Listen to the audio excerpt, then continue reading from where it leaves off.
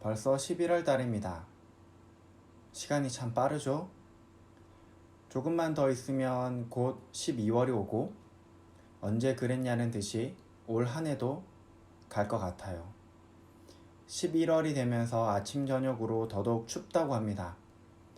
다들 감기 조심하시길 바랍니다. 오늘부터 역대하 말씀을 함께 나눕니다. 본격적으로 말씀을 나누기 전에 역대하에 대해서 우리 간단히 살펴보겠습니다. 많은 분들이 이 열왕기서와 역대기서를 놓고 무슨 차이가 있는지 궁금해 하시기도 하고 또 어려워하기도 하십니다. 먼저 사무엘서와 열왕기 왕정사의 50% 정도를 반영하고 있고 나머지는 새롭게 소개되고 있습니다. 특히 역사에 대한 신학적 해석과 관점을 담고 있습니다. 두 번째는 솔로몬 왕정부터 분열 왕국의 유다 왕조만을 다루고 있습니다. 열왕기와는 다른 해석을 함으로써 신학적 교훈을 전달하고 있는 거죠. 역대하의 끝은 유다의 멸망과 포로 귀환의 시작을 알리고 있습니다. 세 번째는 다윗 왕조의 중점을 두고 있고 네 번째는 에스라 느헤미야와 유사성을 가지고 있다는 것입니다. 성전과 예배, 성전 종사자들의 임무, 하나님의 백성으로 이스라엘 정체성 등을 중요하게 다루고 있죠. 열왕기서와는 이런 다른 점들이 있습니다.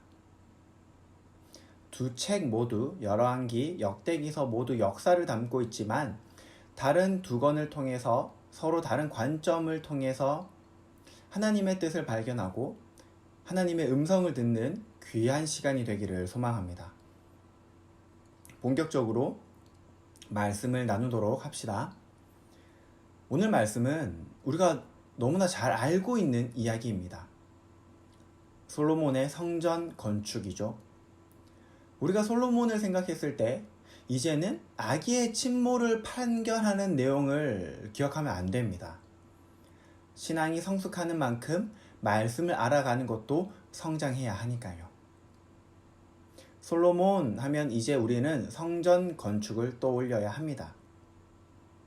왜 우리는 성전 건축을 가장 먼저 떠올려야 할까요? 성전은 다른 곳이 아니죠. 하나님이 거하시는 곳입니다. 하나님의 임재가 있는 곳이죠. 우리가 솔로몬을 생각했을 때 지혜로운 왕의 재판이 아닌 성전 건축을 먼저 생각하는 것은 우리 삶과 신앙의 중심이 하나님 중심이 되었다는 것을 의미해요. 삶의 중심이 하나님이 되신다는 것은 다른 말로 하면 예배가 내 삶의 중심인 것을 말합니다. 사실 이 성전과 하나님의 임재는 역대기에서 찾을 수 있는 여러 가지 신학적 주제와 핵심 메시지 중 하나예요. 앞서 제가 역대기서의 특징을 말씀드리면서 하나님 백성으로 이스라엘의 정체성을 중요하게 다루고 있다라고 말씀드렸죠. 하나님의 백성이면 당연히 하나님이 계셔야겠죠. 하나님이 계시지 않는데 어떻게 하나님의 백성이라 하고 하나님 중심의 삶이다 라고 하겠어요. 상식적으로 생각해도 이상하죠? 왕이 된 솔로몬에게 있어서 가장 중요한 것은 백성들의 호의를 사고 통치 기반을 다질 수 있는 사업이 아니었어요.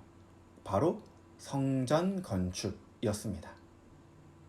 1절 말씀을 보면 솔로몬은 여호와의 이름을 위하여 성전을 건축하고 자기 왕위를 위하여 궁궐을 건축하기로 다짐하였다라고 말씀하고 있어요.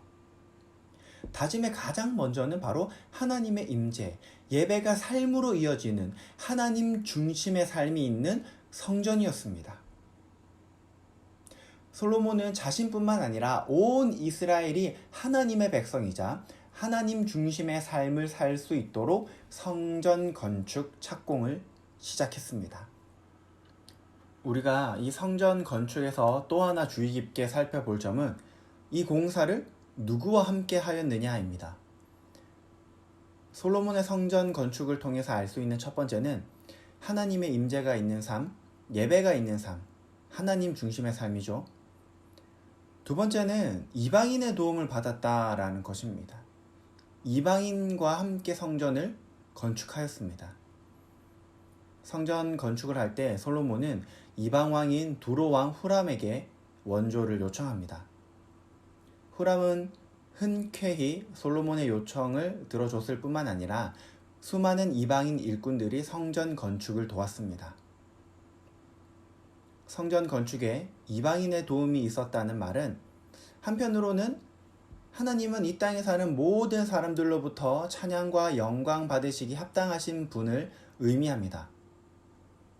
하지만 여기서 의미하는 것은 성전을 건축하는 것이 하나님의 은혜임을 우리에게 말씀하고 있어요. 솔로몬보다 더욱 성전 건축을 원했던 사람은 바로 아버지 다윗이었습니다. 그토록 간절히 원하는 다윗이었지만은 하나님께서는 결국 허락하지 않으셨고 결국 자신이 아닌 아들 솔로몬이 지을 수 있도록 만반의 준비를 마치고 왕위를 물려주었습니다. 아들인 솔로몬은 드디어 성전을 짓게 되었죠. 솔로몬이 자기 힘으로 준비한 것은 하나도 없습니다. 아버지가 준비한 것을 실행에 옮기면 되었죠. 이런 준비 과정뿐만이 아닙니다. 이스라엘에는 건축에 적합한 나무가 없었어요. 크고 고든 나무가 없어요. 그래서 레바논의 백향목, 잣나무, 백단목을 요구합니다. 만약에 주변에 있는 나라가 거부한다면 성전을 건축할 수 있었을까요? 솔로몬의 성전 건축은 결코 자기 힘으로, 자기의 능력으로, 자기 부의 과시로 가능한 것이 아니었습니다. 철저하게 하나님의 은혜였습니다. 이 사실을 하나님께서는 이방인인 후람 왕의 답변을 통해서 말씀하고 있습니다.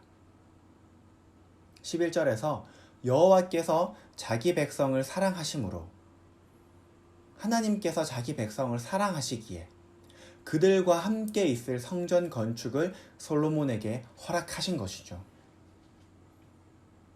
우리에게 더 이상 성전은 없습니다.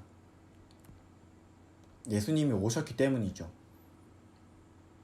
성전에 가야만 하나님을 만날 수 있었지만 하나님께서는 자기 백성을 만나기 위해서 직접 이 땅에 오셨습니다.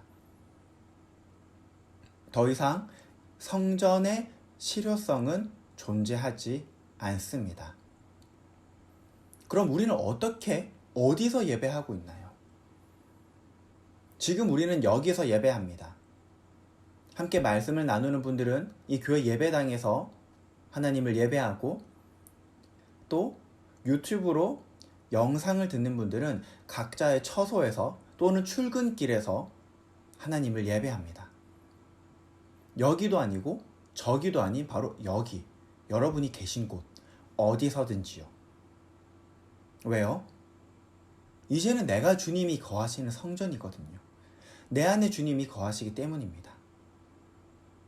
지금 우리가 이렇게 성전을 찾아가지 않아도 우리 안에 계신 주님 때문에 예배할 수 있는 것은 나 때문이 아닙니다.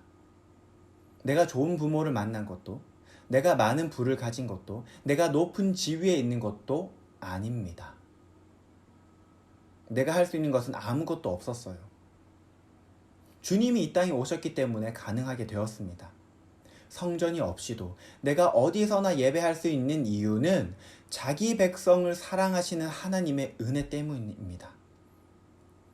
나를 위해 이 땅에 오신 주님의 은혜로 내가 오늘도 마음의 주님을 모시고 삶이 예배가 되고 삶의 중심이 주님이 되는 인생을 살고 있는 거죠. 주님 안에 거합시다. 주님 안에 살아갑시다. 다른 방법으로 되는 것이 아닙니다. 자기 백성을 사랑하셔서 이 땅에 직접 오신 그 하나님의 은혜로만, 하나님의 사랑으로만 가능합니다. 오늘 나는 할 수 없지만 하나님의 은혜를 힘입어 주님의 임재를 풍성하게 누리는 복된 하루가 되기를 간절히 소망합니다.